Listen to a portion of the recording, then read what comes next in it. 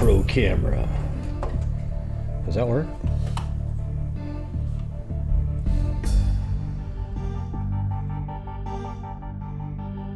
There we go. Nobody will have a clue what that means.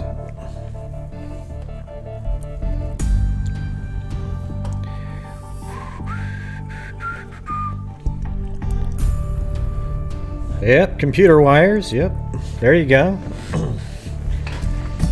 Yeah, I actually accidentally put my passwords on the screen again on the last video. A couple people emailed me about it, so I changed all the passwords. And then I also put the video on private while it goes through its blurring process. Okay, I've done that, I don't know, 4 or 5 times over the year or so I've been doing that. So, sorry about that if you didn't get to watch the last video, but I'll do a quick recap of that on this one anyways. How about that? Can you hear me? Hope so. Hopefully it's working better this time.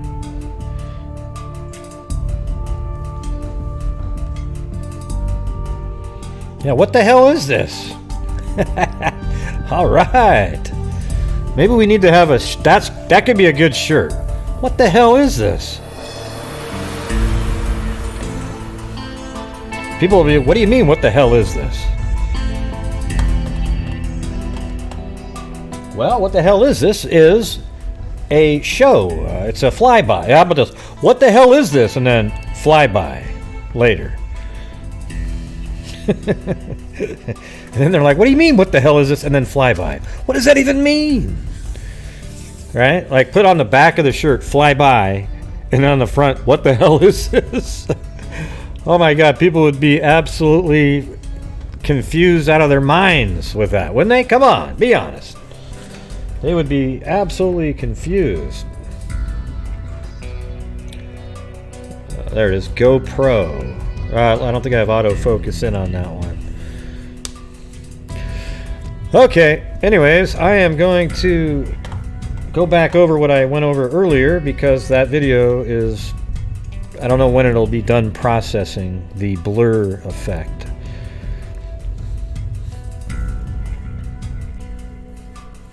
So hold on, here we go.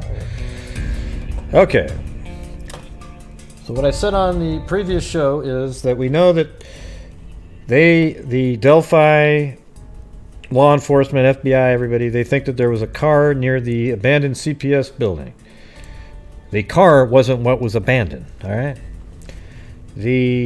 So I've always wondered if this building, these buildings here and this building had surveillance cameras on it, that somehow they were able to sort of discern from that whether or not, you know, that there was a vehicle here and if the suspect had gone in this direction.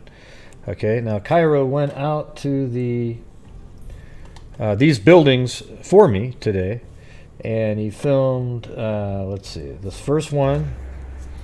This one right here is at this building right here. It's actually looking this direction. Well, let's see, it's hard to tell. Yeah, I was right. Hold on. So it's going up here, and there's one camera on this building. These aren't cameras. You can see it right down here at the end, right there.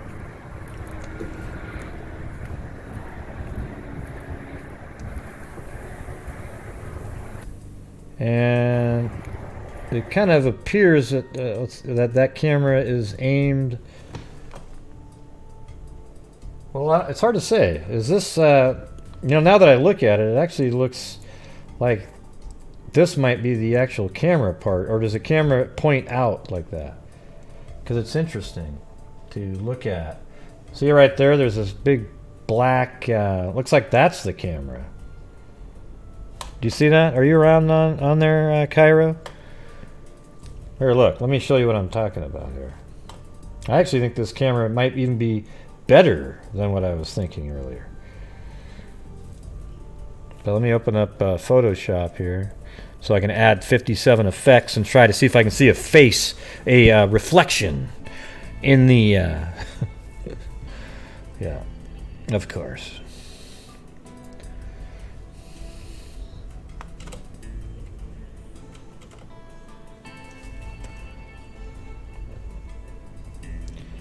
Yeah, see, to me that looks like that camera is pointing at me. Is that not right? That's not the lens right there pointing at me? Is it, just answer that. Is it pointing at me right now? This right here. Is that the lens right there pointing at me?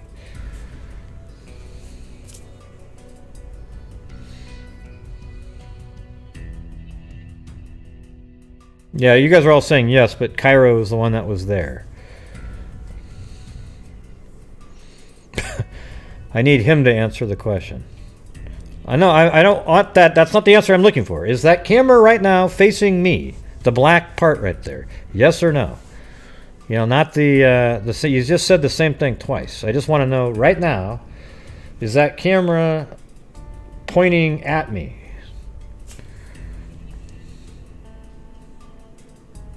Okay, but how come you can see so much of it right there? See that? Like you can see the entire front of the lens, and you're right next to the. You see that? Like, look at that. It almost seems like it's pointing almost back at me a little bit, like it's a side camera.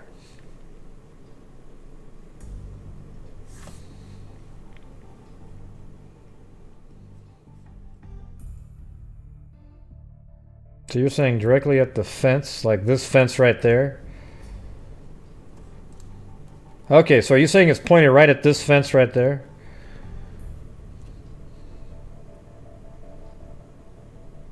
Okay, right here then, right?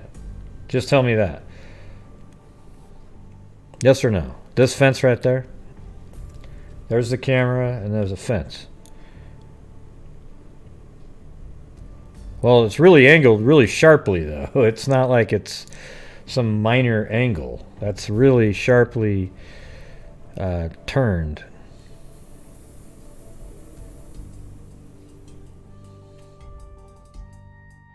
I mean, I'm sure it's a little bit more elongated, so now it looks square. Maybe if all of you didn't okay, yes, okay.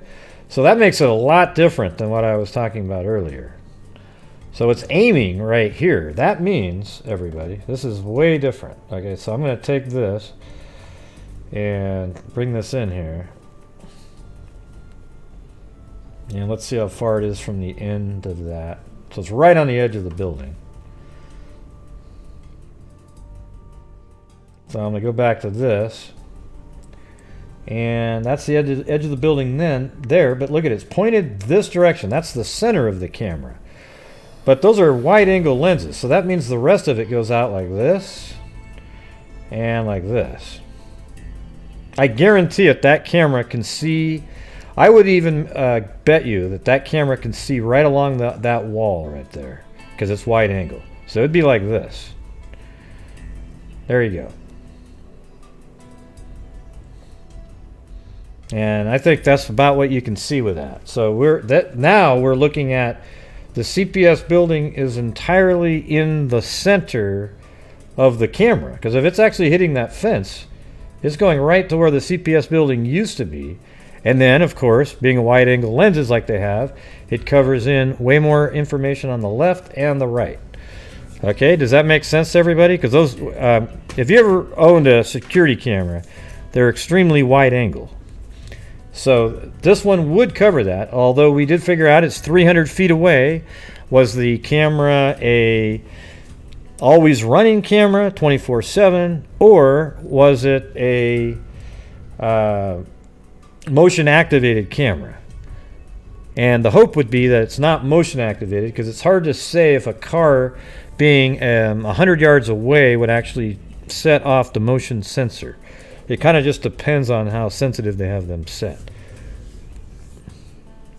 Well, cool. That was worth actually going in and looking at. I didn't realize the angle was so sharp like that. It's pretty amazing. So if you look at that, It definitely isn't pointing straight out, or you wouldn't be able to see. So this is the front there. I see how it's working now. Now that let me go back into here. So basically that's the mount. And this thing, the entire camera unit is rotated on a pivot, probably like a ball, and then tightened. And it's actually pointing almost at a 45-degree angle from the building. And if it was actually facing right at us, this would probably be elongated like that, a little wider. Just because we're looking at a 45-degree angle. Ish. That sound about right? Cairo, you in there? Anyways, good job, man.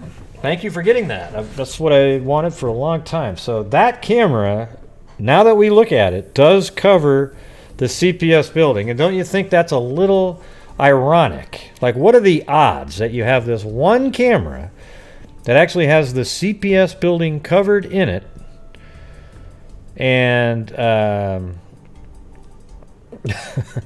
Cairo says he's always here, and yeah. All right, so the thing is there's this one camera that's covering that building, and don't you think that that's probably what might have led them to believe that there was a vehicle, and they may have even seen a person get into the vehicle, but it's 100 yards away. They probably noticed that the person had a blue jacket on, or maybe was carrying something in jeans. Might have been kind of blurry, whatever. But I think that this right here, this camera, is what led to law enforcement wanting to know who the owner of the vehicle is. See, they're not necessarily looking for. That's what's interesting about it, is it's almost like they already know what kind of vehicle it is and everything. They just want somebody to come forward to tell us who the owner is, or tell them who the owner is.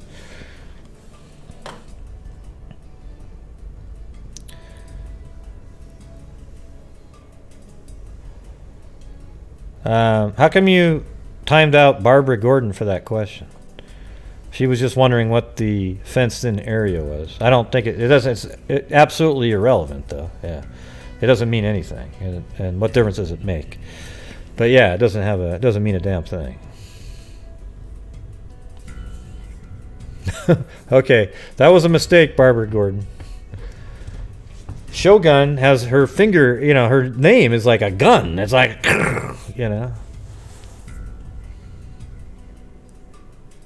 So anyways, I think that is what they used. Well, this is just what we're thinking. Okay, I've wanted Cairo for, I don't know, almost 2 months now to go out and film the buildings to see where the surveillance cameras were, to then figure out, like, how in the hell did they know that there was a vehicle there? Because they don't seem to have a concern of what type of vehicle it was. They just want to know who the owner was. Okay, so I've always wanted him to go out there, and he went out and filmed it. And then there was another camera at this location right over here. And so this is the parking area, and I would guess maybe 150 yards away from the parking area is another building, and there's a surveillance camera right on the back side. These two over here are irrelevant because they film, in here, so they're irrelevant. There is one right here that, this camera here films this the door. Okay, and there's another one back here that does something similar. They're meaningless. This camera here could be meaningful. And here we'll show that video too. Okay, so this is way down there. There's a camera. These in this case, the cameras are these little white things right there. Like that's one there, and then this white one there films the door. And then if you go around to the front, and that's Cairo breathing really deeply. He must have a cold or something. So right there, right now we're perpendicular or parallel with the wall that the other surveillance camera's on.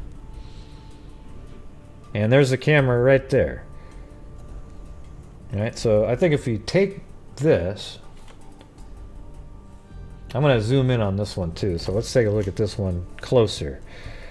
Greeno's probably emailing me right now saying, hey, I made something for you, man. I made something for you, man. And then he'll really quickly run out and film it and then tell everybody how we worked together and collaborated on it. Okay, it's coming soon. It's coming soon.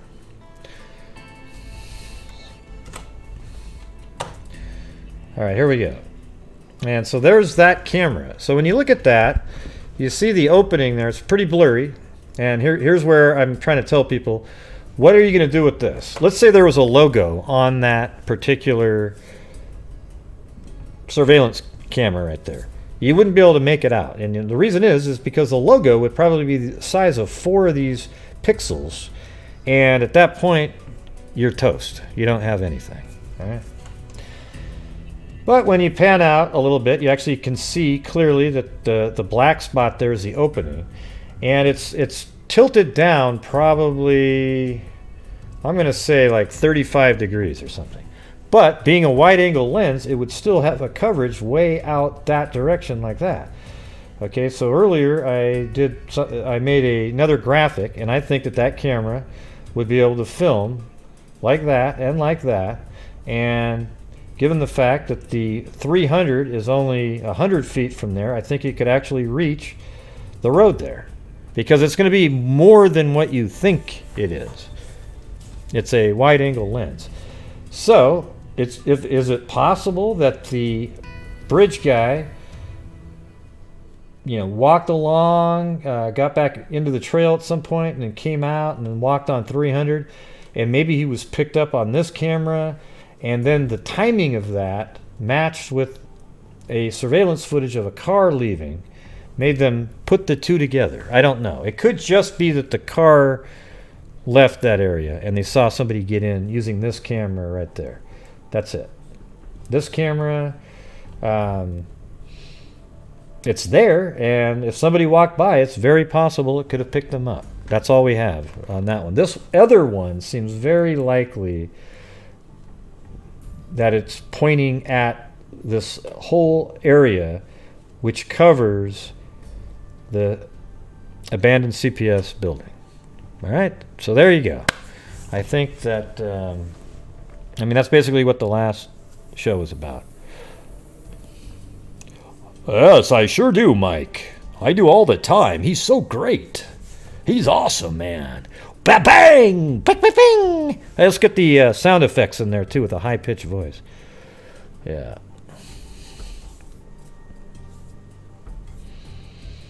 Yeah. Yeah, the thing is, I wouldn't even ever mention Greeno, except he's never apologized for lying to his subscribers about any kind of work we've done together. In fact, he went on a show the other day and said, I learned a lot during this case, how you have to have honesty and integrity. That's why when I talked to Kate Weber, I told her that I was going to... Well, how come you didn't do that with me then? You lied every single time. I've never worked with you on any thought or anything related to the case. Not one thing have you ever told me that I went, wow, that's fascinating. Let me incorporate that. I think I agree with you. That's never happened. We've never collaborated on a damn thing, but you tell people that every single time anybody brings something up. Okay? And I actually have the screenshots and text messages to prove all of that. All right? So if you love the guy, great. But I don't. I used to kind of support him a little bit, but I don't anymore. All right, there you go. So that's it for the Delphi case, everybody. Hey, thanks, Andrea Voto.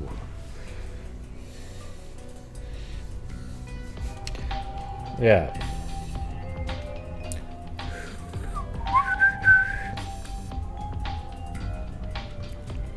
His name is Cario? Who's Cario? I'm gonna start calling you Cario now.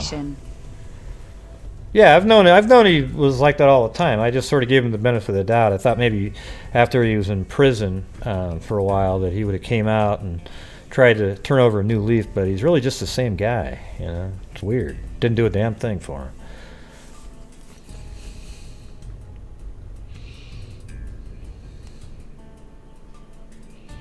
I don't know. They probably just all come over from different channels and then pretend that they're somebody else. You know, like, for example, I wouldn't doubt it at all, but minivan, minibus, whatever you want to call him, he sent a message to Kelsey that was all calling us all devil worshippers and everybody.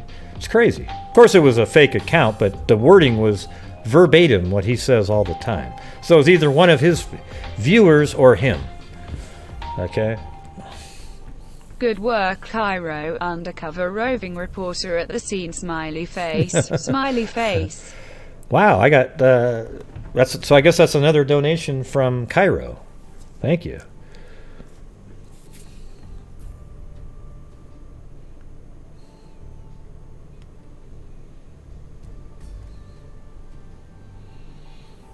Yeah, but it was cool. Yeah, I mean, he says he's heading out there, and I sent him a map of the two buildings that would have a possibility, and boom, this one here, definitely. I didn't realize earlier that it was such a sharp angle, though. So I think it's, pointing right at, right in this area like this, probably about this angle, and then the outer, being a wide angle lens, it probably encompasses this whole area over here too. Probably like this and then like that.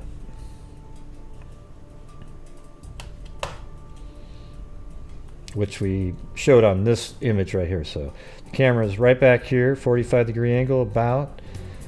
Okay, it almost points right at the CPS building. Even if it was like this, it would still get it. Even if it was like that.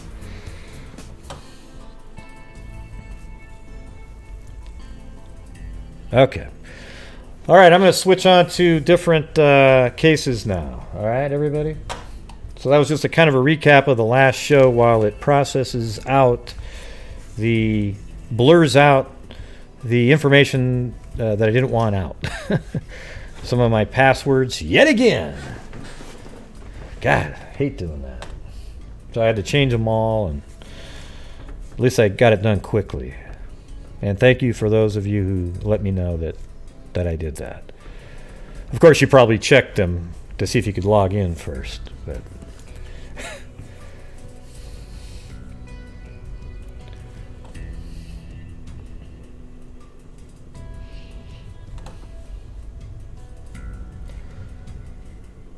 all right, you guys ready for something else? I know Delphi is like what everybody likes to talk about every second of every day, but I've got some. It was on the screen for like 2 minutes too, or maybe 3. That's the worst part about it. Yeah, I'm just joking, Neil.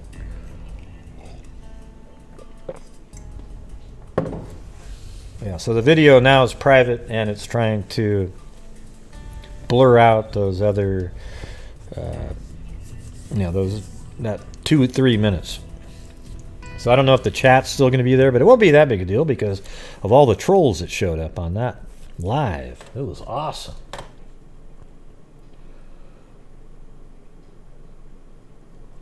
All right, first we're going to go really quickly about the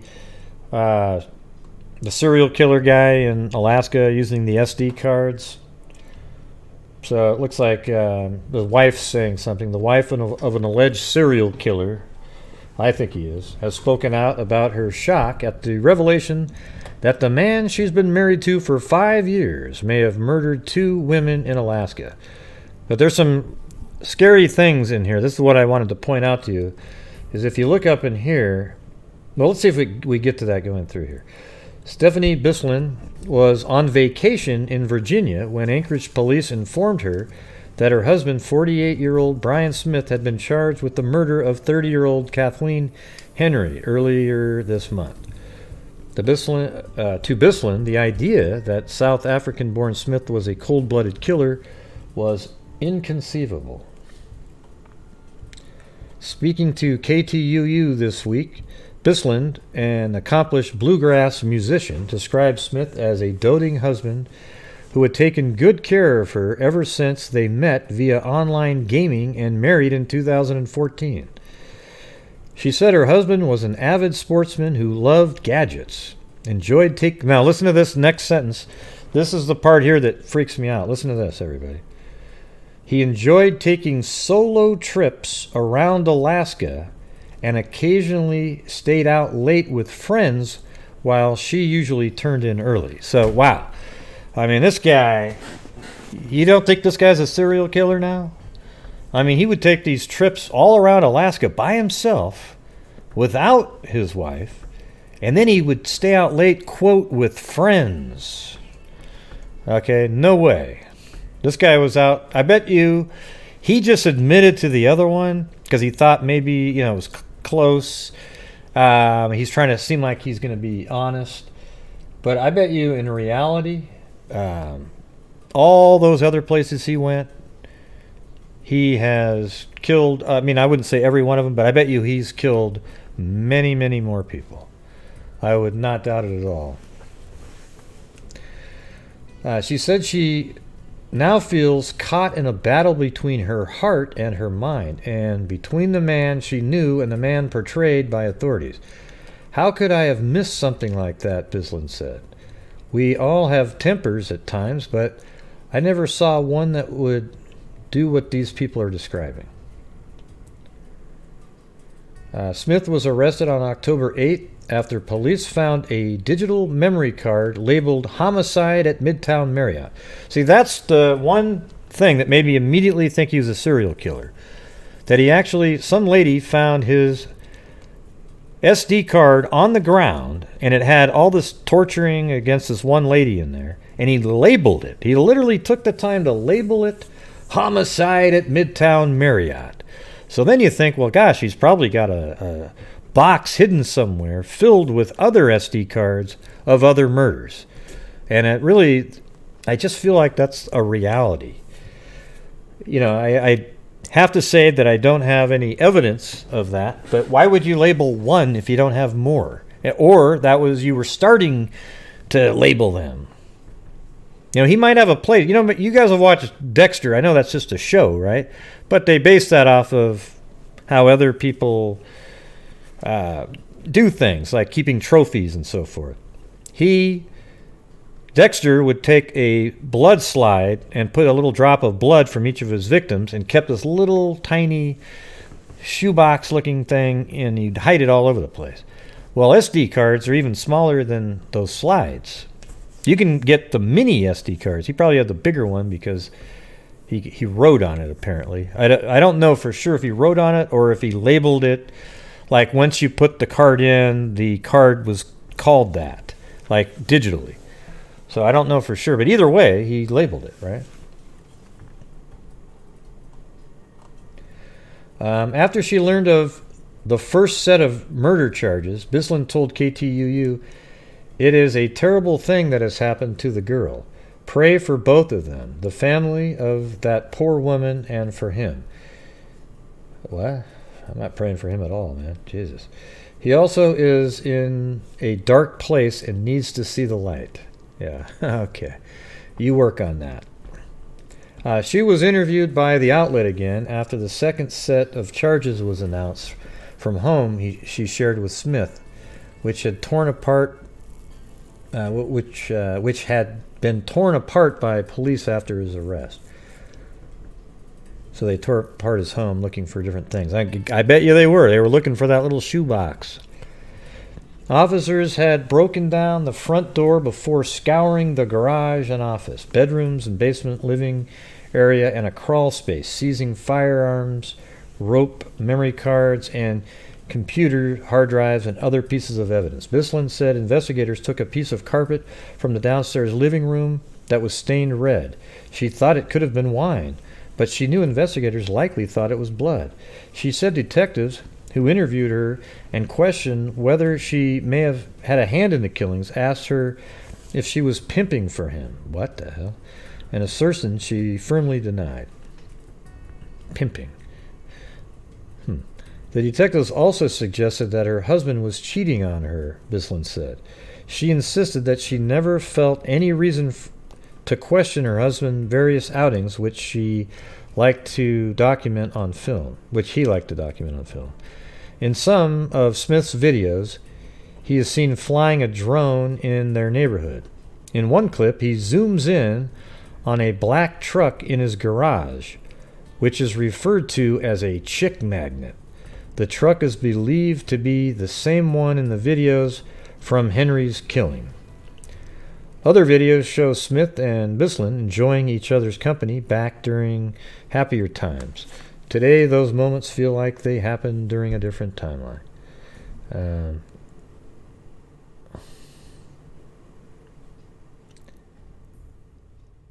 In the gory footage, the suspect complained to the victim, whose face was swollen and bloodied, "My hand's getting tired."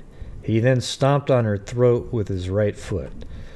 That murder is believed to have taken place in September. Police identified Smith by unmistakable South African accent out of place in the reaches of Anchorage. Hey, you guys remember that? That's from Charlie's Angels, right? Isn't that... Smith appeared agitated in court on Monday, where he pleaded not guilty to shooting Abhishek dead. In the Monday hearing, his bail was set at $2 million. Well, you admitted to it. That's how they, what do you mean you pleaded not guilty?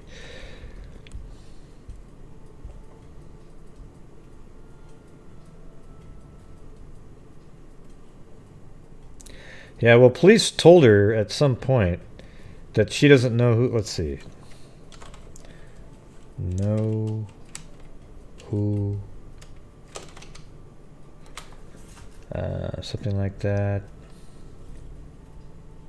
They told her they didn't really know who she's with.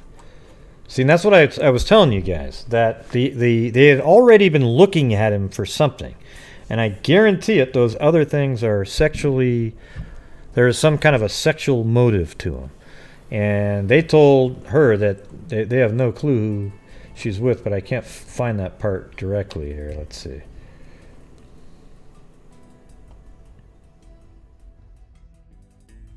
There's a movement called Missing and Murdered Indigenous Women that seeks to highlight the level of violence that is perpetrated against Indigenous women and how nationally our criminal justice system isn't taking it seriously. That is true. That's a true thing.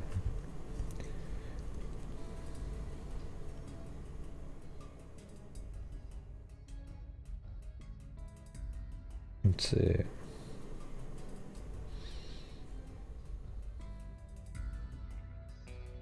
Yeah, I don't know where that part is, but somewhere in the article, police talk to her and they say, "We don't know. You don't know who you're dealing with.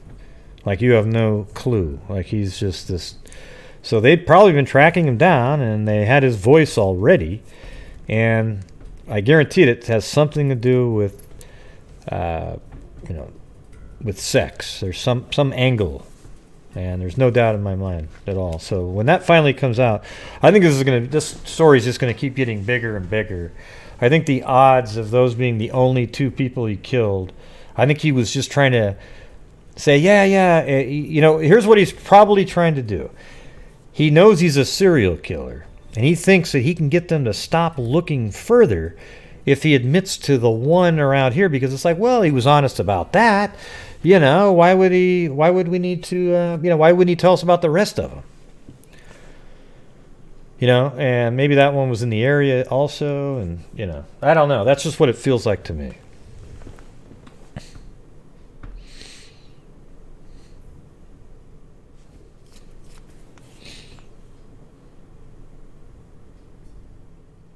I wonder why they asked her, though, are you his pimp? Like, that means she would be hiring him out to other people. I don't get that. But anyways, regardless, we'll have to wait and see what the hell what that means. So that's the update on that one. We keep getting updates on that.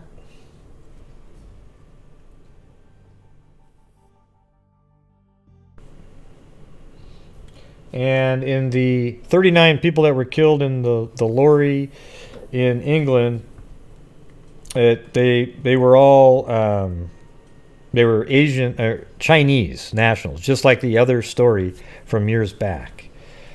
Okay, so they were Chinese, and I think there was 7 that were, or 8 that were female.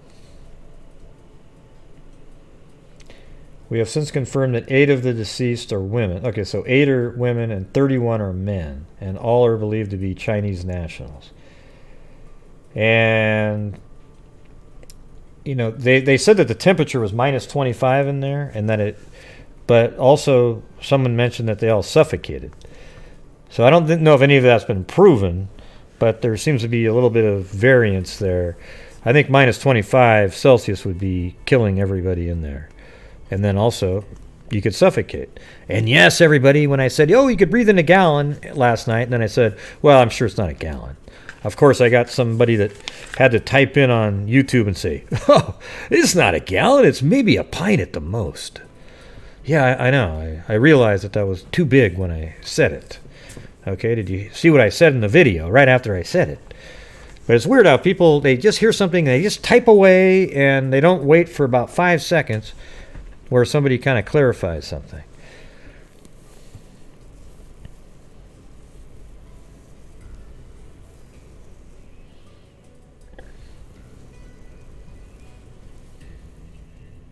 Yeah, but that's not said correctly, though. Yeah, he said pimping for... forget it. All right. Yeah, that's what I originally thought, that they were saying that maybe he, you know, she's bringing him the women, but the wording on that doesn't, you know, I guess maybe that makes sense. Like, she's getting the women and she's their pimp for him. So I guess maybe that makes some sense. Yeah. But my original thought was that same thing. The sentence just kind of didn't make as much sense.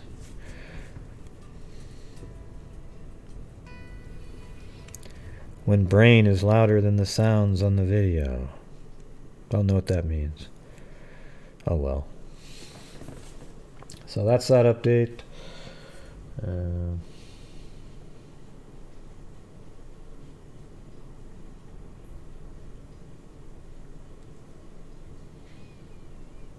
just going to try to zip through these. FBI arrests Maryville man for 1988 murder and rape of Gary woman.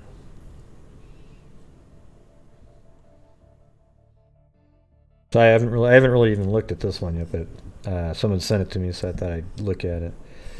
Tyrone Andrew McGee, 56, Maryville, Indiana, was charged in Lake County Superior Court October 22nd, 2019, with one count of murder while committing or attempting to commit rape, and one count of rape for the 1988 murder of 23-year-old Colleen Callahan. Did we cover that one? Feels like we did. I don't know. The charges against McKee are the culmination of work by the FBI Gang Response Investigative Team, who began reinvestigating the case in 2018. And so it looks like they used genetic genealogy to get that one. Boom, another one.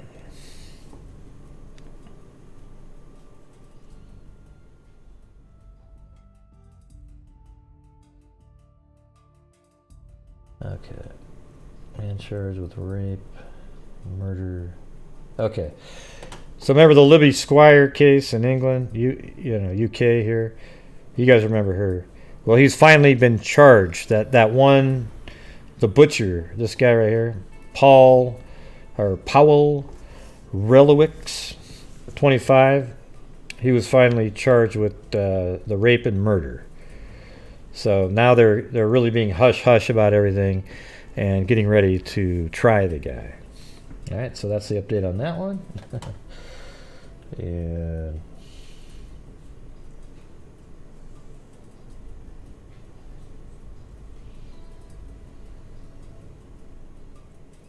oh yeah, and in this case here, man accused of killing Lumberton teen appointed a second attorney.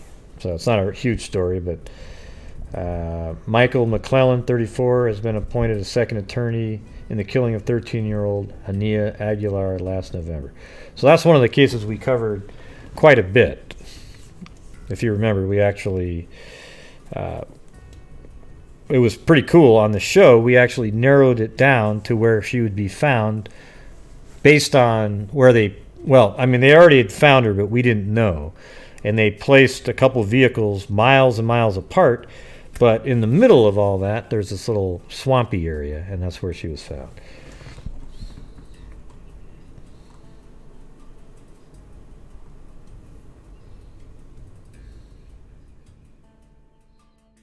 Yeah, I'm not really sure why he was given another one. I don't really care. I don't really care why he has another attorney. I have to be honest.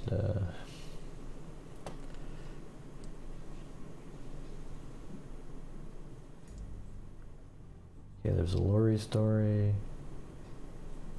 Okay. Now I was just going to get on to the...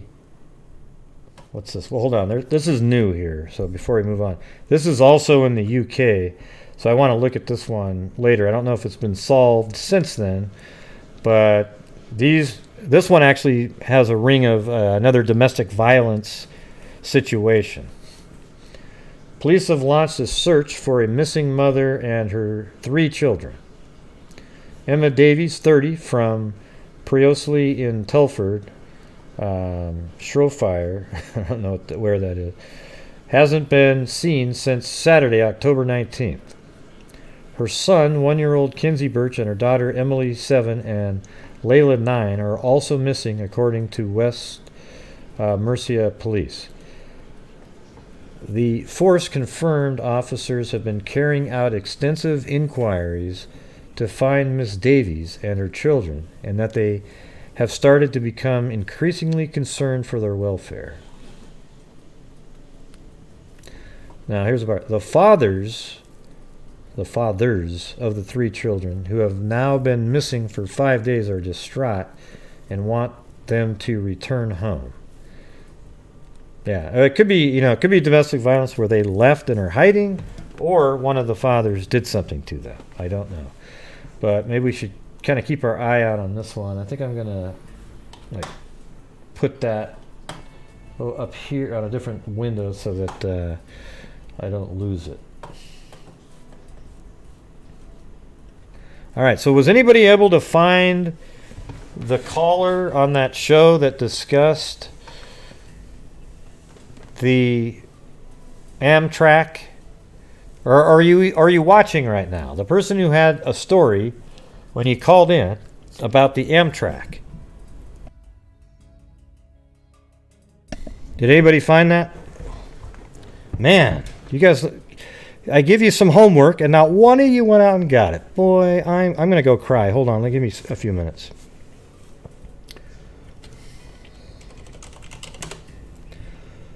Let me see if I can find it. Jesus.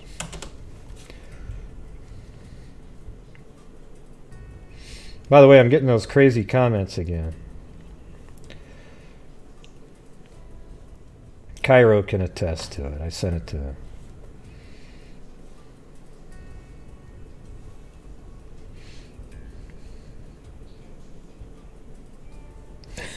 So you didn't really look, then, is what you're saying. Okay, I get it.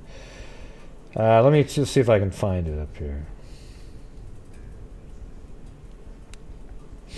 Oh, yeah, and by the way, in that case that we were covering a little bit, Rogers.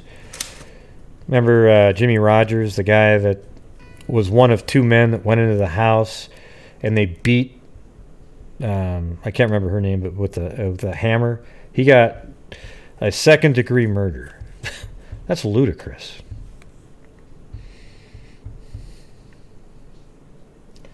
So it wasn't this one. So we've been doing those every Sunday, right? Let me if I type in call in.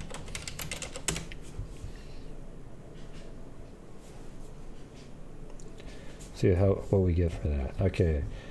So we've got one on October 20th. I guess the 19th. 16th.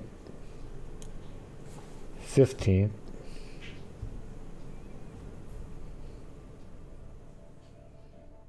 I bet it's the 7th. Nah, I think it's this one here. October 6th. Let's try that. Disappearance. You all know. That's still there. Convicted of power. SHEP. Come to find out, but it just swaps protects the. And so it's 5'10", 230 pounds with little fat on me. You know what I mean? It's the crazy daggers. Then they killed a bunch of people, but that's mine. Not during those. It came across O'Connell on Wednesday afternoon carrying what he would appear to be a mixture of chlorine and gasoline. So I don't. While they're loaded up. And also, I have another. Came out was area about 100. I'll keep trying to find the killer. It's not that one. Anyways, I don't really have time for that. But you need to put the that call in because she called in about her own personal experience. What do you mean, if woman? What does that mean, if woman, October 13th? I don't get that kind of writing.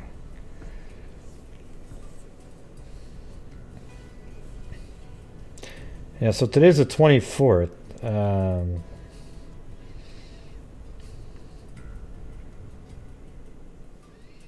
October 13th, you're saying? I'll try that one. And like Charlie Daniels, whatever year Charlie Daniels played that year, that's the year. I was just kidding. I wouldn't. Balaclava. Could you imagine? Hear my commentary on everything. Oh, wow. She does. Yeah, I don't see it. Angle. You said 159. There's nothing there. But I don't.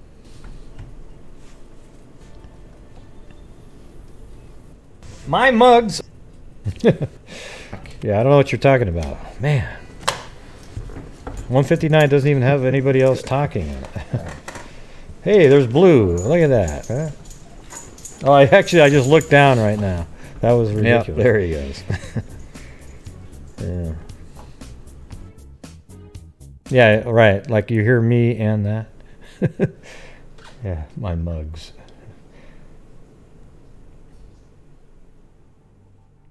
Let me see if it's in this one.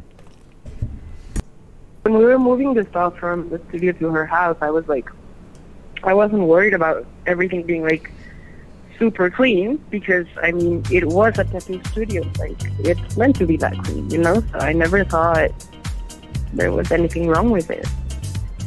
Thanks, Curious Georgia. You have been working cases way before I even heard of you. Thank you for not exploiting names and cases for likes or attention. You bring up so many cases no one has heard of and bring up awareness. Well, thank you. That's what I try to do. What's up? You wouldn't know that if you...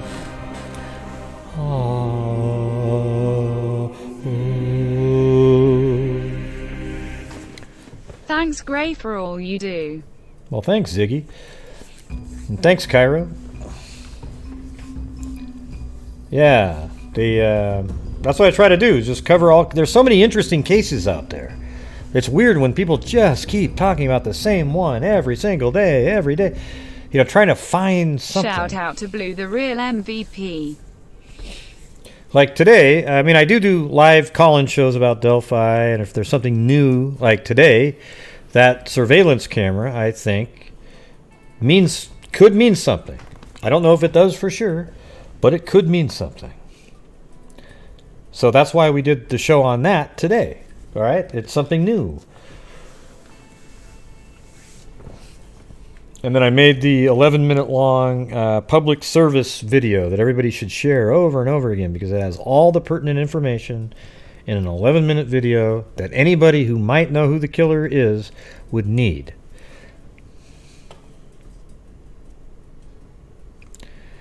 Yeah, you might have people saying that's the show, but where? Okay, someone said an hour and 59. Let's go to the 55-minute mark.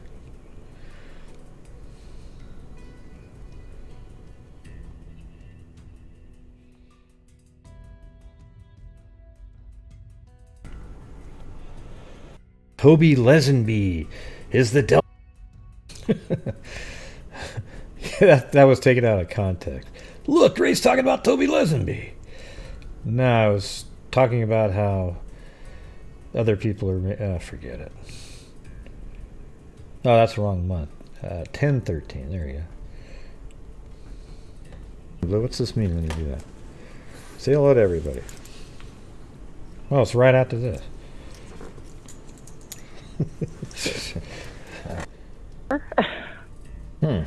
Angel Maturdo resting Okay. off the town of Hughes Springs. Oh my in God. Texas. Oh boy. Can you believe that? Wait, where? Is that why you emphasized Okay, my name so- when you called in? When you said, "Hey, Gray Hughes"? Is that why you did that? Hughes? Yeah. Yeah. This story goes back to 1998, and for some of your younger viewers, maybe they never heard of the railway killer. Ah, weird. Angel Maturdo Resendez back in the day when he killed 9 people on a stretch Yeah, that's of a different railways. one. That's actually a different one, if you can believe it or not. So you remember we had the other caller that called in after that? Although that's just recently, though. I see the railway. Between, I guess. Yeah, it's not the same one.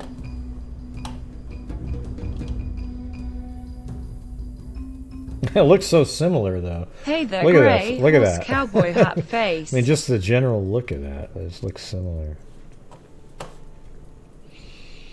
Yeah, I think it was a different one, though. But yeah, thanks for finding that. West Texas, Illinois, Kentucky. Wow. I don't even know So that he name killed. myself. That's so weird. Go ahead. I don't even know that name myself. Woman who's prompt and doesn't mind telling you. Yeah, I do remember this one, but wasn't there one? Remember the one that was way longer ago, where the lady said she was walking home, person was following her, and then she went around a corner, went into her house, and then the car kind of kept driving around, and it seemed like it was a similar thing. Like she was dropped. There was a bus stop there or a train station. Do you remember that one? Anyways, this isn't the same. This might be the one that the person who sent me this was referring to, but it's not the same one.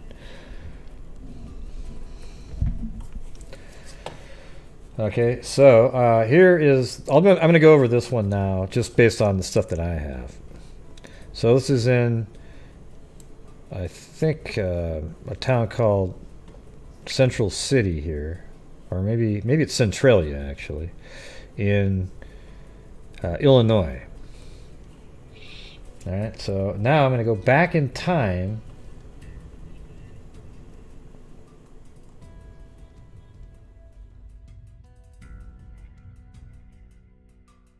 And here is the first article that I could find.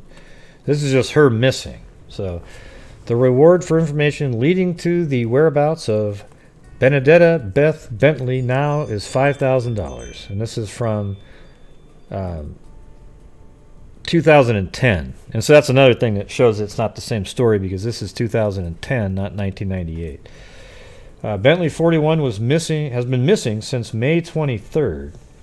She traveled by car with a friend, Jen Wyatt, May 20th to visit Wyatt's boyfriend, who was working on a home in the Mount Vernon area. Wyatt told police that she dropped Bentley off May 23rd near an Amtrak station in Centralia. Police have not been able to verify whether Bentley boarded a Chicago-bound train that was leaving a little after 6. Scott Bentley said that they last spoke to his wife about 4 p.m. May 23rd. "I have heard nothing," Bentley said Thursday when asked whether police had any new information. "I know they are working on it very hard. It's a top priority for them, and they just never found her." Okay, that's literally it. I mean, did she just disappeared from the face of the earth?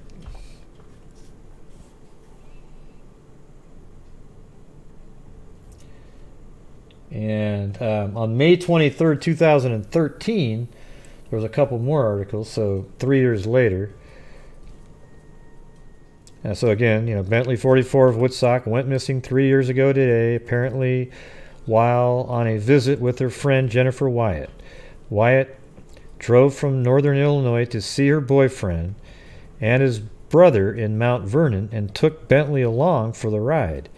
She told police she dropped Bentley off May 23, 2010 at the Amtrak station in Centralia. That's one of the things, is how do we know any of that's true? Because the thing is, later on they said that they had no evidence she ever got onto the train. So you could easily claim you dropped her off there. Bentley, and she's a mother of 3 children, aged 13, 22, and 25. So she must have had one kid when she was 19 years old, because she's only 44, has a 25-year-old, a 22-year-old, and a 13-year-old.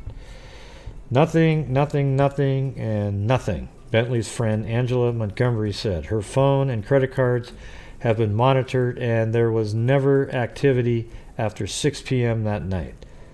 Police don't believe Bentley got on that train 3 years ago, and they believe whatever happened to Bentley, whether she left at her own volition.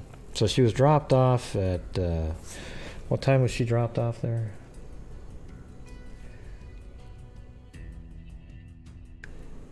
Bentley boarded, okay. Well, what time did they say they dropped her off at? Wyatt told police that she dropped Bentley off May 23rd near Amtrak station in Centralia.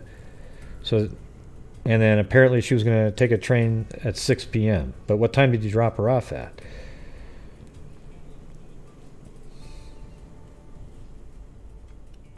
Police don't believe Bentley got on that train 3 years ago, and they believe whatever happened to Bentley, whether she left of her own volition or whether she became the victim of foul play, happened here in southern Illinois.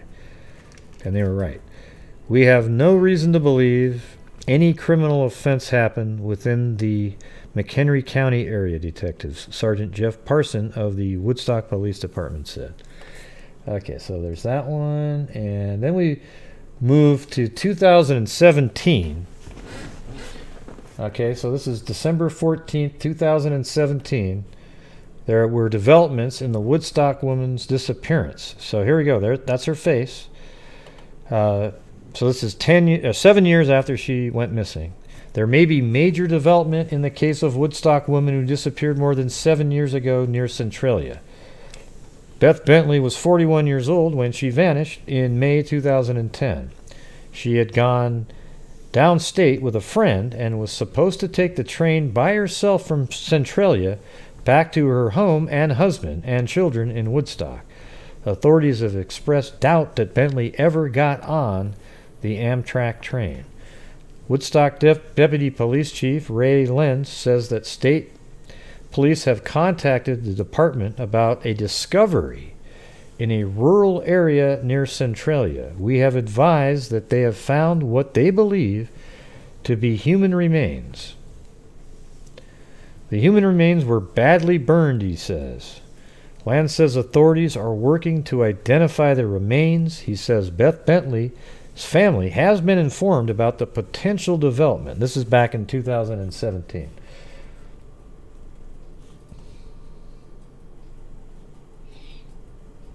And now we're going to open up the next article. 7 years after Woodstock woman went missing in southern Illinois, authorities say they have discovered suspected human remains nearby where she was last seen. So if you look at here, this is the Amtrak apparently she was dropped off at. Right here to the right. Huh. Did they build something there? Okay, so there's the building right there. That's the little tiny Amtrak station. You park there, get on a train. And apparently somewhere near here in a rural area. So, over there, over here, who knows? We don't know. They've never been specific. I couldn't even find the original article where they found her remains. Actually, I did find, let me see. No, this is just an article on it. So let me get back to this one. Woodstock police announced today that developments in the case led Illinois State Police to a location in rural Jefferson County where suspected human remains and other evidence were found. Police are attempting to identify the remains, which were badly burned. According to police, no other information was immediately available, police said. The case has confounded police and Bentley relatives. Because, see, here's the thing that's a little bit weird, right? Listen to this. The case has confounded police and Bentley's relatives because she initially told her husband May 20th, 2010, she was traveling to Wisconsin with close friend Jen Wyatt to visit Wyatt's relatives. However, Bentley and Wyatt actually drove to Mount Vernon, where they met up with Wyatt's boyfriend and others to spend the weekend dining and drinking at a nearby lake. Okay, so that's makes it a little bit more suspicious, right? Because, I mean, she went off to go do something and party without really telling her husband what she was really doing. But now, if you read those other articles, she went and she was going to party with Wyatt's boyfriend's brother or something like that, right? So maybe there's something to that angle, you know? Because you're doing something that nobody... See, your husband wouldn't have known where you were. Although, when she went missing, the friend was honest about, hey, I dropped her off in this town, which gave away the sort of the secret that she was doing something she shouldn't have been. Or at least not shouldn't have been, but like she didn't tell her husband.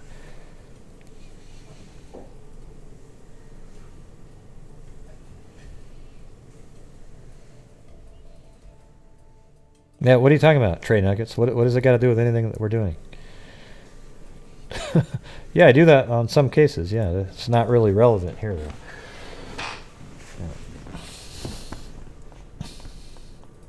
That Sunday, May 23rd, Wyatt has said she dropped Bentley off at the Centralia Amtrak station, though the friend didn't say where Bentley was going or how'd she get there. Police say Bentley never boarded the train, so now they say that as a fact.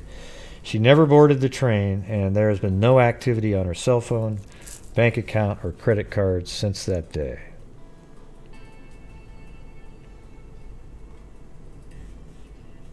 Uh-oh. Not interested.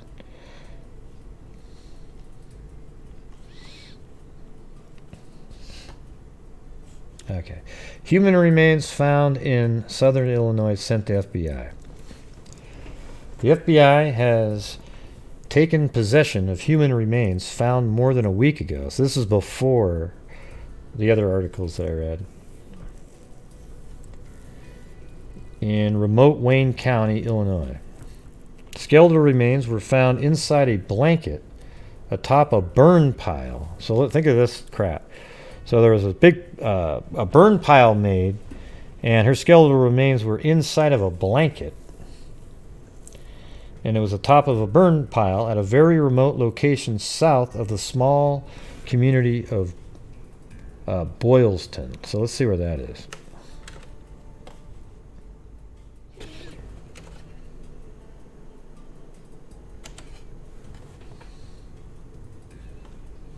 Yeah, but what difference does the structure make?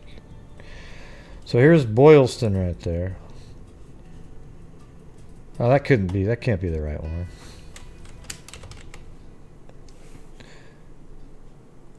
Alright, there we go. I was wondering. Jeez.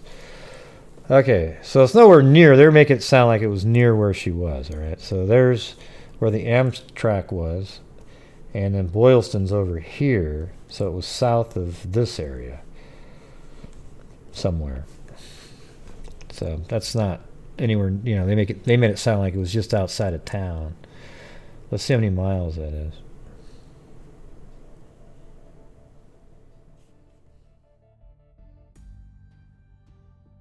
That's 40 miles from there.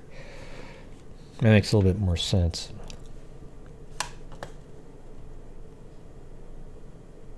Yeah.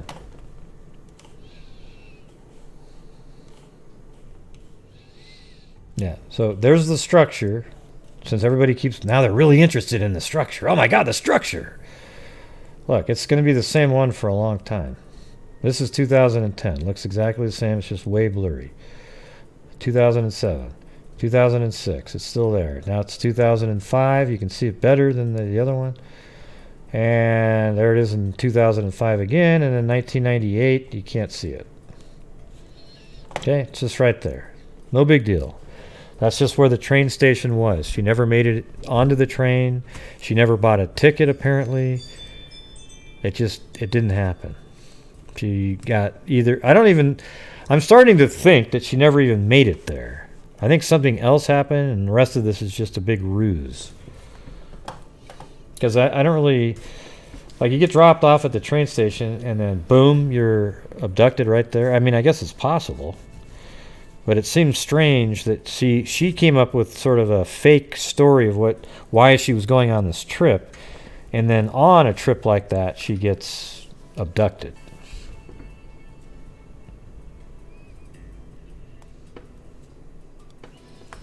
Yeah, well, a lot of times they're 3D too. If you turn, like, this doesn't have 3D buildings in this town.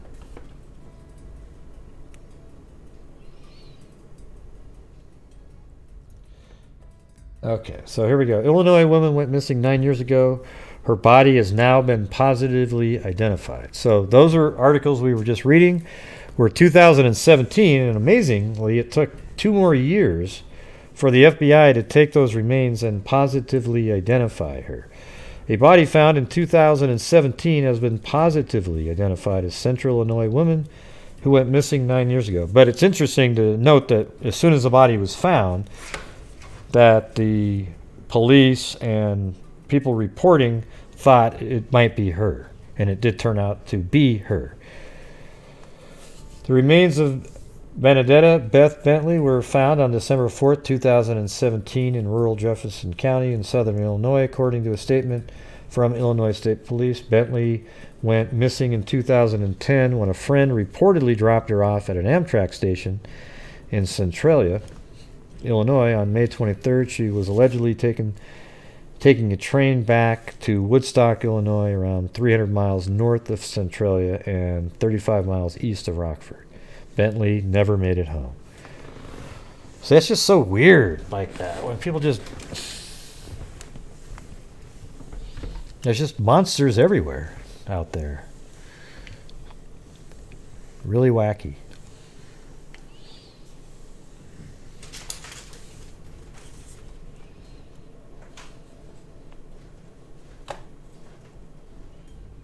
And this is the Facebook, I believe, update on that. No, it's actually not a Facebook. Where was that? Yeah, that was. A body found in 2017 is positively identified. And then, everybody's commenting. So there you go. That's it for that. And I don't know if I have any more stories to update. But that's the one that I looked into just to see how it was when she originally went missing. It's a little bit like the Springfield 3, right? They just disappear from the house and nobody has a clue where they are, and there's no information.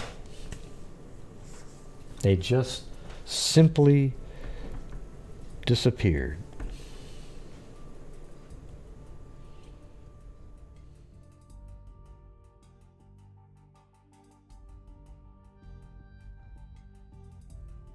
What, yeah.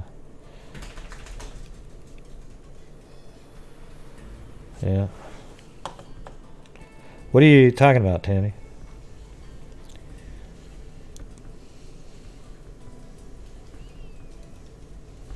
Yeah. There's a lot of weirdos out there. Yeah, what you should do is just make another account with a fake name and don't ever use that one anymore. That's why people use fake names.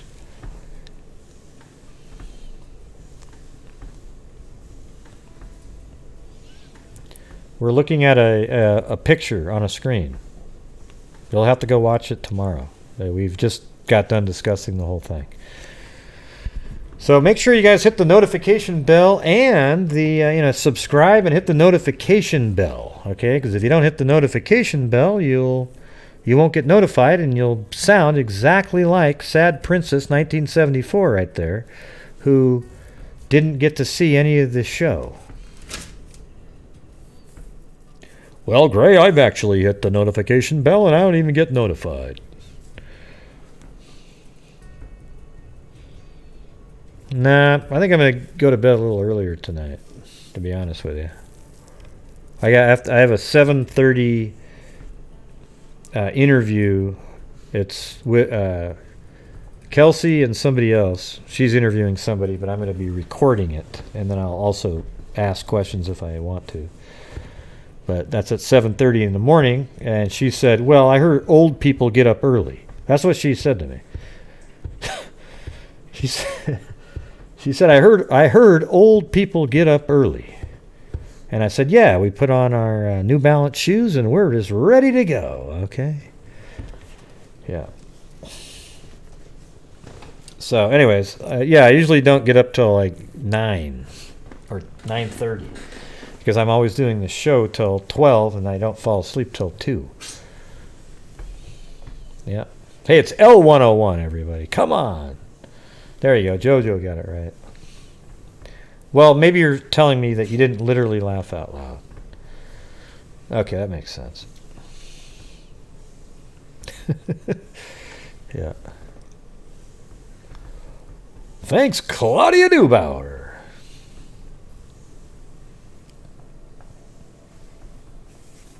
Oh, there was one more thing I was going to show. Was the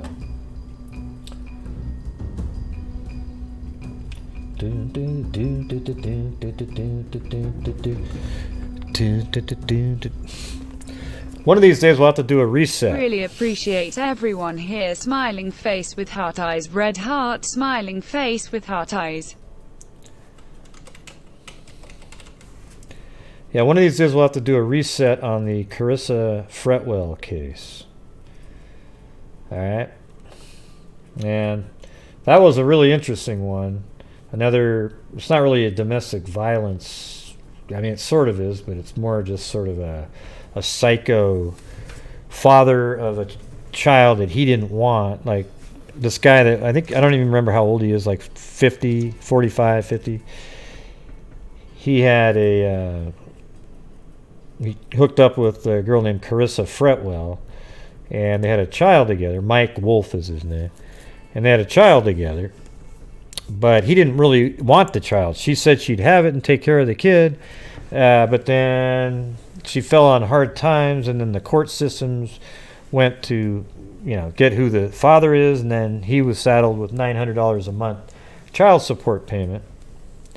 And that was enough to get him to pretend that he was interested in her again.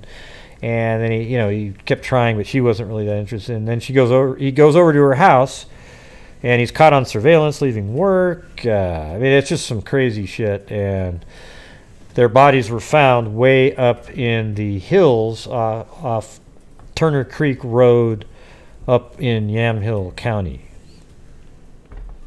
And so,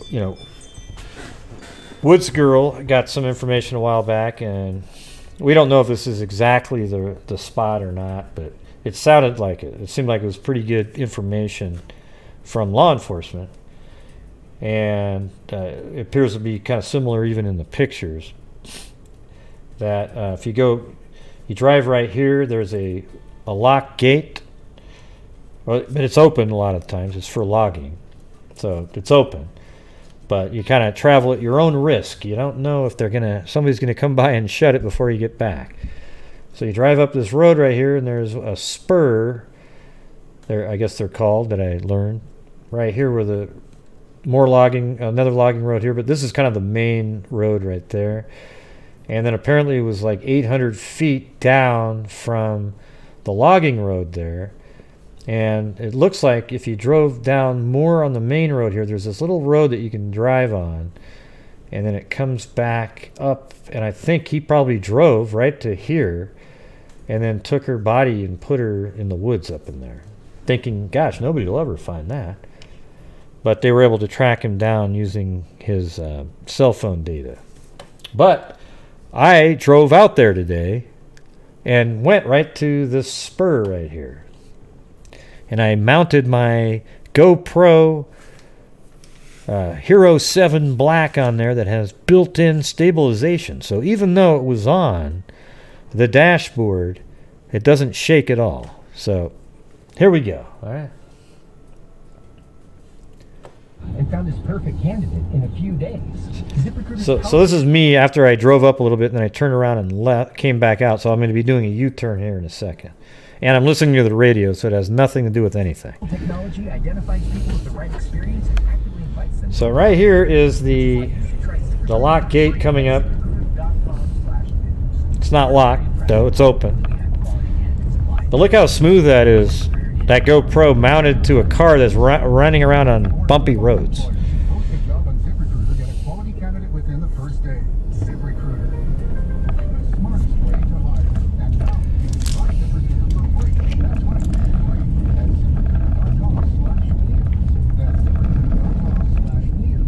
I'm probably driving too fast, of course.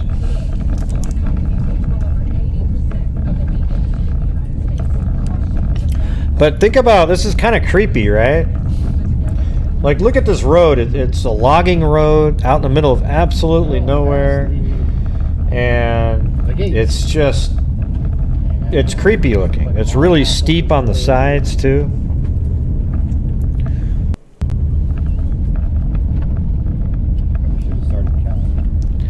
I have one of those chest GoPro mounts too. I think I'm gonna get a second GoPro though.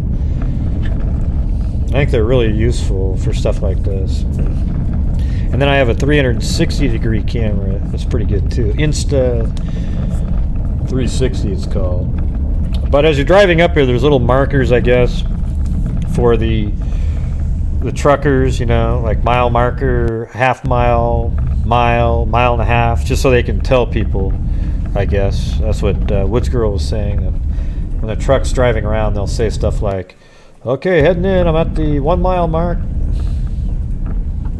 You know, probably different language than that, though. So look how narrow this gets up here. Really pretty right here, though. Watch this when it comes around this bend here. And here's the thing, what's kind of creepy here is at any moment now, a logging truck, a big-ass semi with logs on it, could drive by and you have to sort of pull over to the side. So I kept looking way ahead as far as I could around the corners to see if there's anybody there. And then, you know, you would just pull over. But just before I got there, a logging truck was just leaving.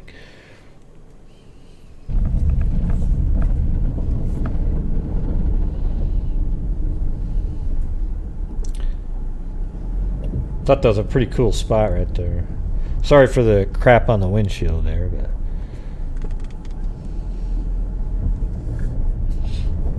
I mean, it's just literally as steep as cliffs on the side to the left side there. If your car went over there, you'd just be toast. Well, there's little pullouts all over the place, and it's wide. It is wide enough for a truck and a car at some points. You can tell, but this is where this barbarian was driving. I mean, he was way out here. I mean, look at it. I did see a truck leaving just as I got here, so that's me on the camera. The truck's gonna come by, and then I wouldn't know where to go. Dude, like right there. Whoa! What if a truck was coming? Yeah, it really is. It's scary just driving up there. Just thinking, like, wow, you're totally isolated. I mean, not that scary. I'm just saying. Carissa Fretwell's body was driven up this road. It's crazy. It's kind of freaky, actually, just driving and realizing. Man, GoPro did a great job at that.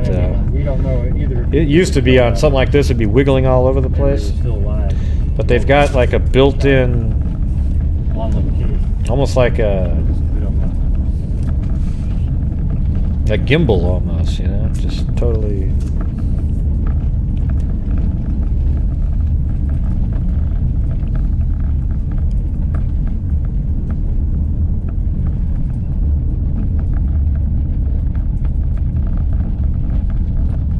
Look how narrow that is right there. Right there. That was really narrow right there. And then just off to the left is 100 yards of cliff. Except there's trees, but man. Steep mountains on the sides.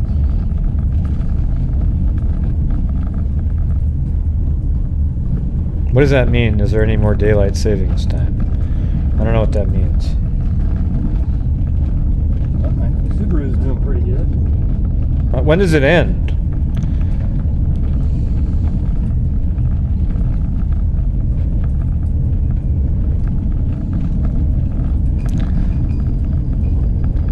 Well, thanks, Jojo. Oh, look at that. Who? He's on my windshield. Look at, he's on the hood of my car. What's he doing? There's an alien on the hood of my car. Yeah, this is it right here. Yeah, anyways. PL who have created drama in So this crime right here- community have one agenda: marketing and fast. That was awesome. No passion for helping solve crime like Gray. Hey, thanks a lot. Yeah, so I think that is this spot right here. See how it... yeah, as a matter of fact, that's there too. I actually pulled my car into that. So there's the spur where it goes up, and apparently I was trying to... Here's what sucks, everybody, is I got my drone out, and the little tiny USB-C cord that goes from the controller to the phone was missing. So I couldn't even... I was going to fly my drone up in the air right here, have it go way up high, and then fly it out, and then just look down, and then you'd see where apparently she was, you know, Carissa and her child were killed. I don't know if they were killed there or not. We don't know where they were killed. They both were shot, though, apparently.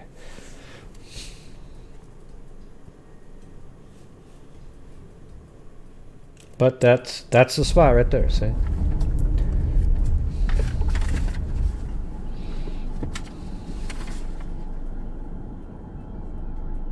Nah, what do you mean could have? What do you mean could have walked back there? What do you mean, Barney? This is the... I think this is the 1.5 mile marker. Barney's one of those people that just thinks out loud.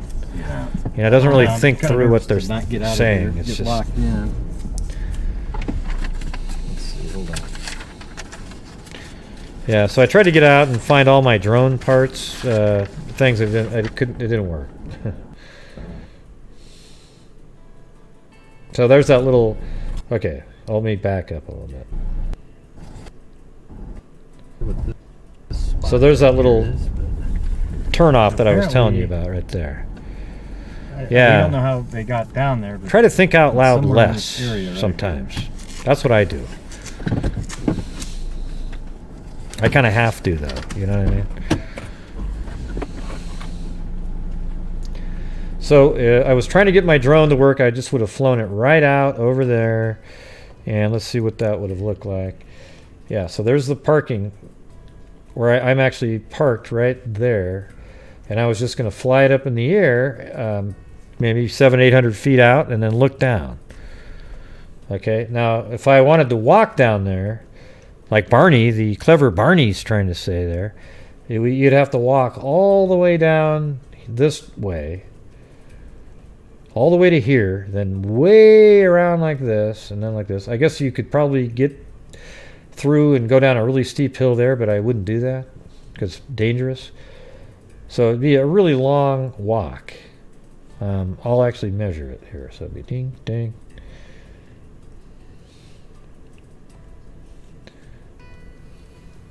You know, and imagine, and then you have to go back, and it's all uphill back, right? So the drone, I would have driven there if I felt safe about the gate, but I didn't.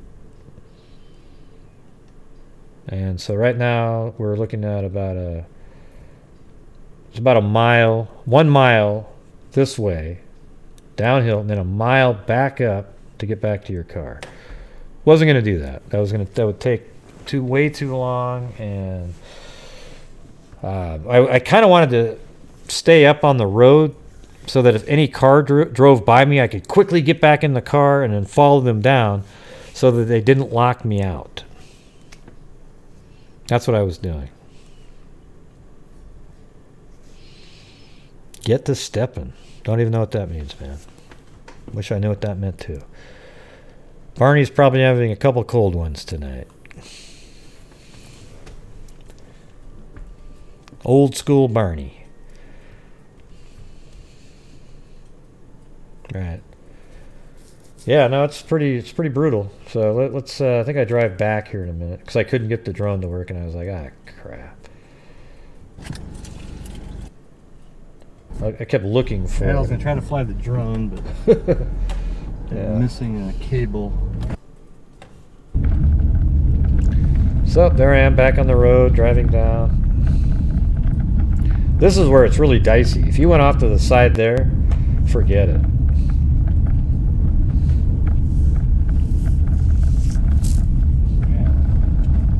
Kind of freaky driving on here with a truck.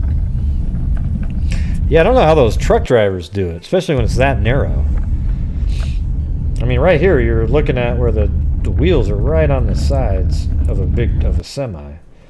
But see, right there is a place where you could pull over and let a truck go by. Just the way it looks.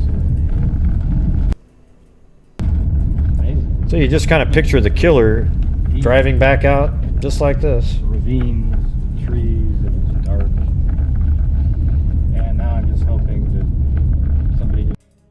And I actually drove out to the apartment complex at the time. You remember that? And then shut the gate.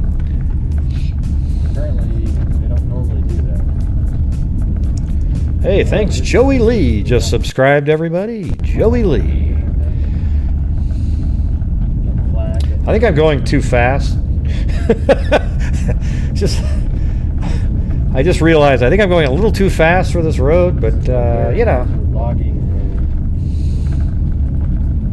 And I'm using the GoPro 7, which is apparently supposed to remove a lot of the shake. It has like automatic stabilization. Yeah, I hadn't tried that GoPro with that on there. Man, I'm not sure why this isn't making GoPro sell like pancakes. They're still struggling.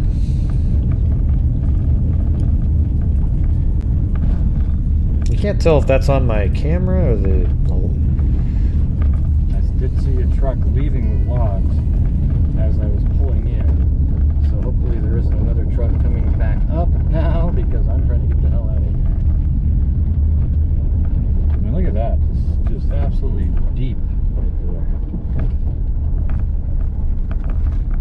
Okay, this is the half-mile mark. Yeah, and you could have trucks coming up too to pick up another load or something.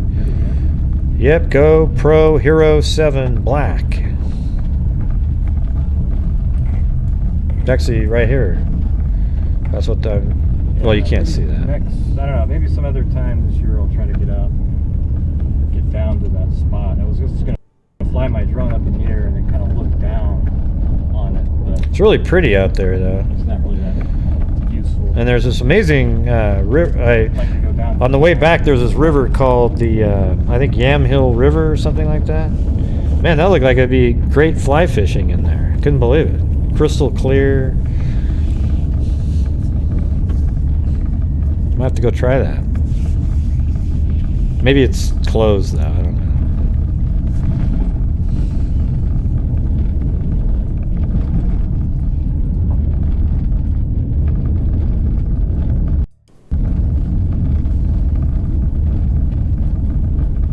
Yeah, this is basically what it's like in Oregon.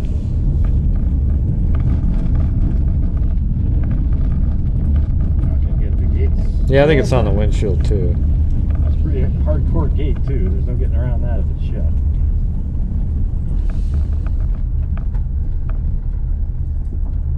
Yep, there you go. I'm leaving the Weyerhaeuser land. Piece missing. I'm not sure. It might be in the car somewhere. It fell out. I don't know. I'll take a look here in a minute.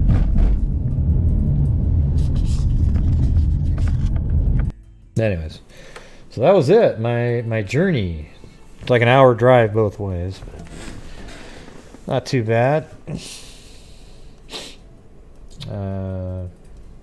Yeah, I kind of wanted to. I think this is Henry Hagg Lake there, good fishing. But I wanted to get to this. I mean, look at this. So where I was right there, you just keep driving a few miles and you get to this cool little pond right here. Probably some bass in that, I would imagine. And then just go a little bit further, probably, let's see, like this. Well, there's these little roads. I don't know where all these lead to, but you know, if you get on the right one, then there's this huge lake back here, Barney Reservoir. It's huge. Look at that thing. And I bet you nobody fishes in this thing. It just looks like something. I mean, this is June. You'd think there'd be somebody there.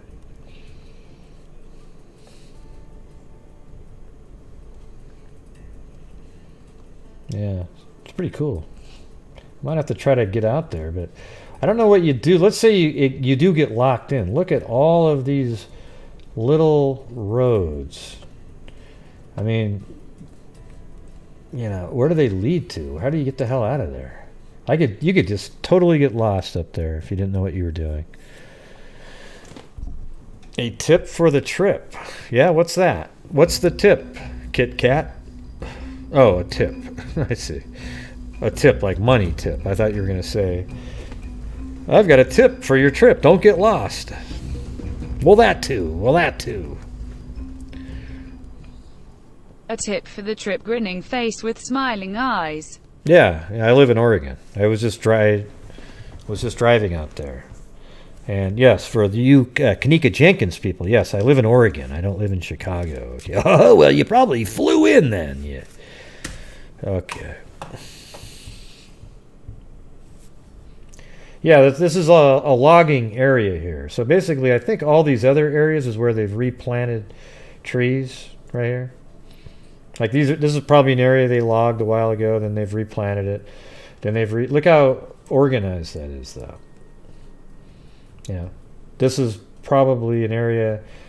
It's hard. I don't really know because that's not my gig, but I think there's a certain amount of years they have to be growing again. Then you cut them down, you log them again, like a site. But it takes a long time to get to that. I mean, I wonder how many times they've actually done a cycle where they've planted trees so long ago that they are now ready to harvest again. Yeah, Oregon is probably the most beautiful. It's one of the most beautiful states by a mile. It really, I mean, and the diversity of landscape, it's crazy. Literally, like this is totally different than, for example, if you go to Central Oregon.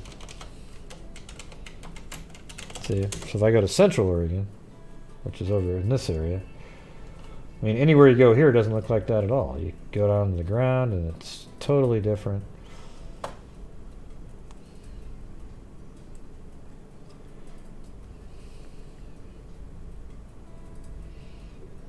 See that? Look at that. Absolutely different climate there. See, a lot of movie companies, they come to Oregon because they can cover their entire, like if they have a diversity of landscapes, they'll come here.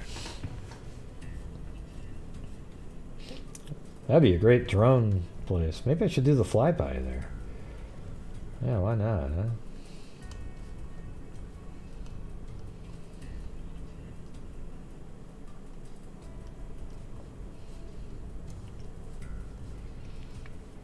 And there's that. And then in eastern Oregon, way over here, we've got like Hell's Canyon area. I mean, look at this craziness. That looks nothing like where I just was. Okay. Maybe we'll fly by there then. Well, good.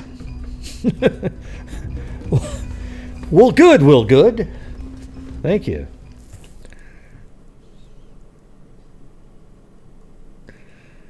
All right, everybody. Well, I think that's going to be it for me. Tonight, I got to get up early in the morning. So we did 2 shows tonight. And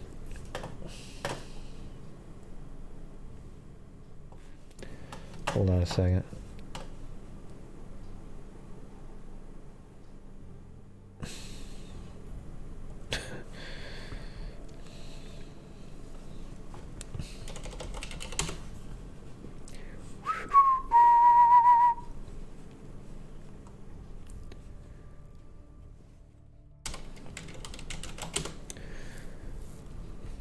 Looking for a different screen here.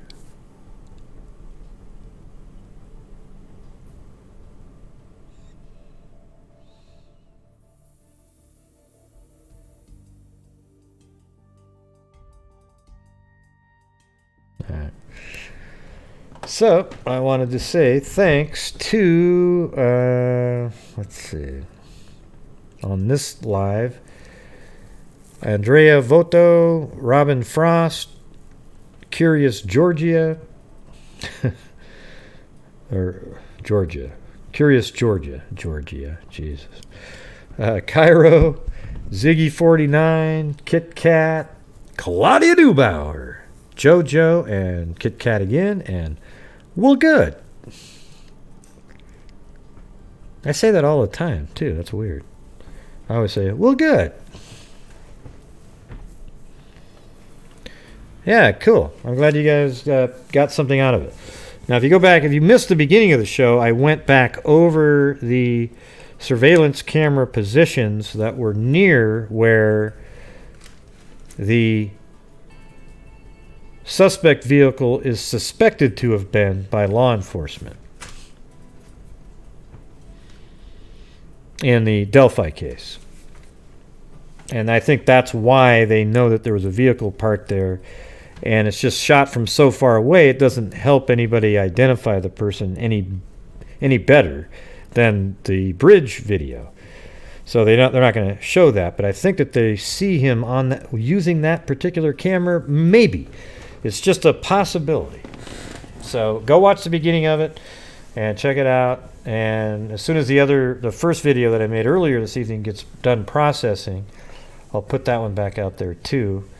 But look out, because there'll be other people that, oh my God, it's something new. It's something new. I'm going to make a video on it too. You'll see it. It's just going to happen. That's all they do. It's hard to, rare to get some original thinking going on. Well, you can watch the beginning of this one. As long as this isn't 2 hours long, which I think right now it's about an hour and a half, it'll upload pretty quick. Alright, so I'm going to do my flyby in this area right here.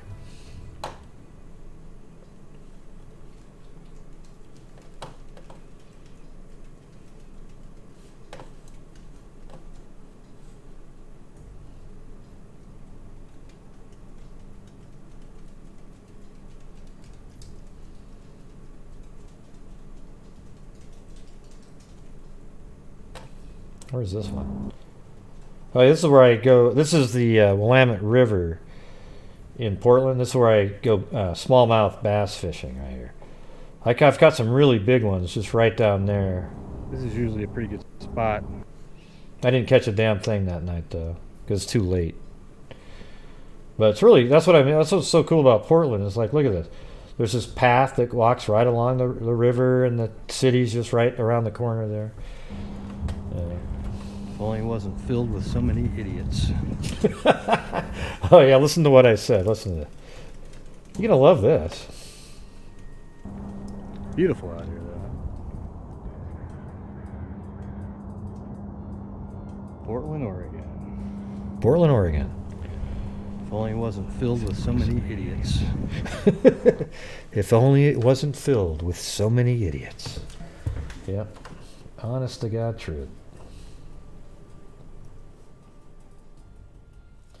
All right, here we go. I'm going to go do the flyby. Let me get the... yeah, if it wasn't for the politics of Portland, I think it'd be great. It's just so one-sided, with no chance of any sort of compromising thought. Ever. No chance at all.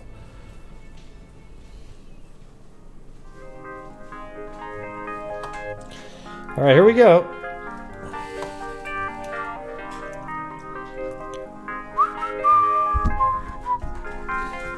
And this is in Oregon too, everybody.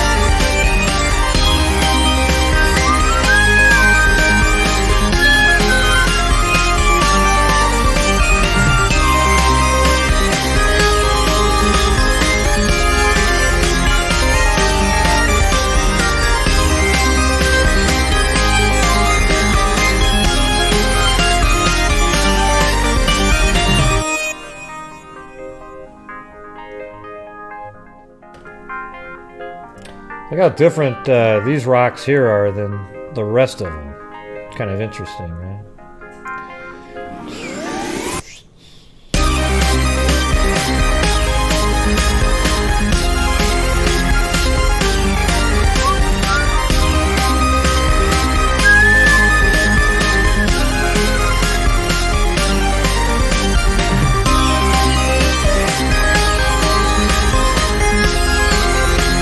What the hell is this?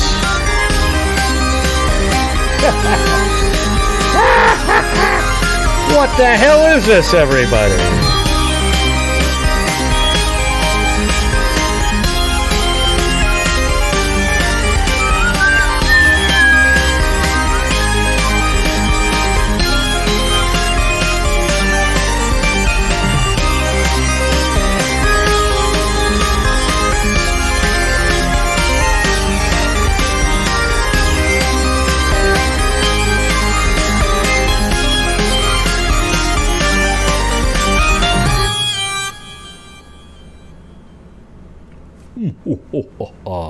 Boom!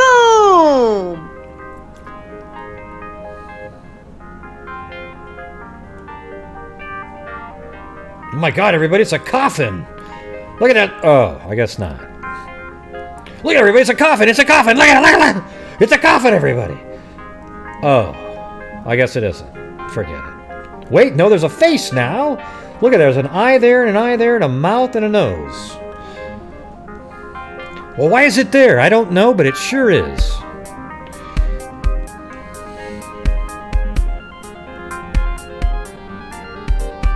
What does it mean, though?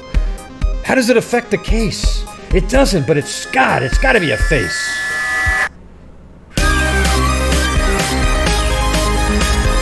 Oh, look at that.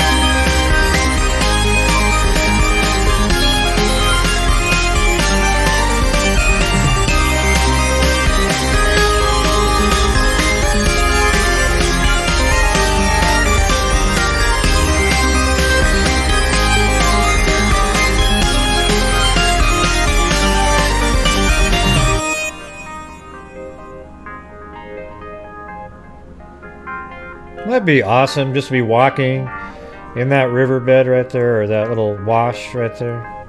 Just, man.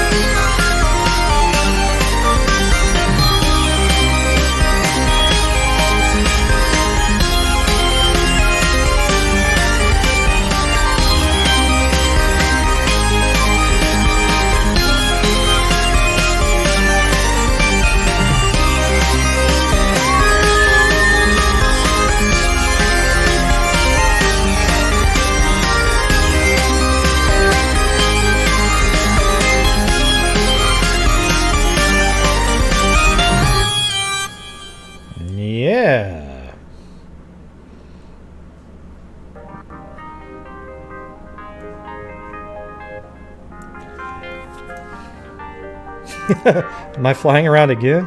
Oh man. I guess so. Why not, huh?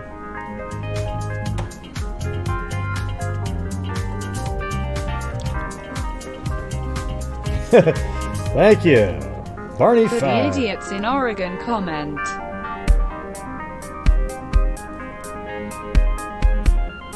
It's so weird how different this little area is compared to everything else.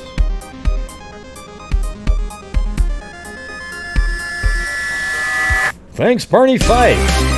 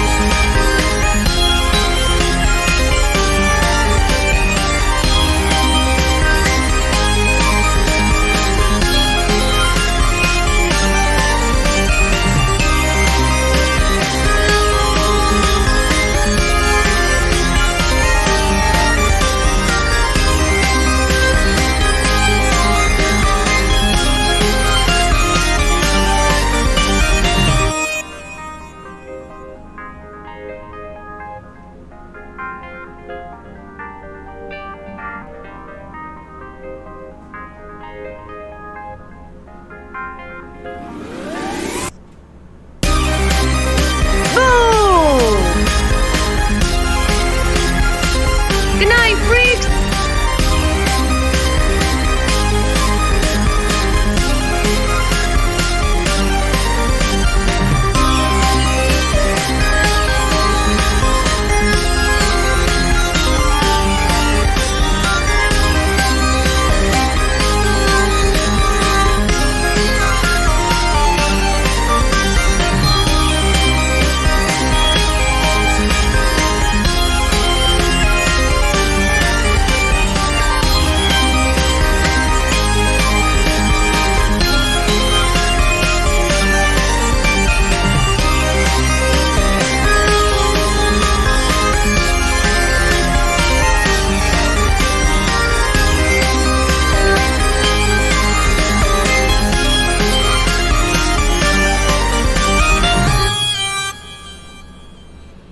Boom! All right. Wow. I think it was our first 3-lapper, but I thought that was pretty fun. All right, everybody. Thank you for showing up tonight and supporting the channel, watching. I think there might be something to that surveillance camera there, especially if it's a one that just films 24/7. You know, not a motion activated one. But I guess even if it's motion activated, it's possible that a car driving by might have set it off. But that would just be the car driving by. I doubt a small, really tiny person being 100 yards away walking would set off a motion activated one. But there's a chance. I'd say, maybe like 40% chance. If that's, I just feel like there's something to that. It's so perfectly aligned with the abandoned CPS building, don't you think? All right, everybody. Thank you for showing up tonight. And subbing in for Blue tonight is my GoPro camera that I used. Okay? Good job, GoPro camera. There you go. Good job. All right, everybody. Thank you for showing up tonight. And as I always say, until next time, be safe out there.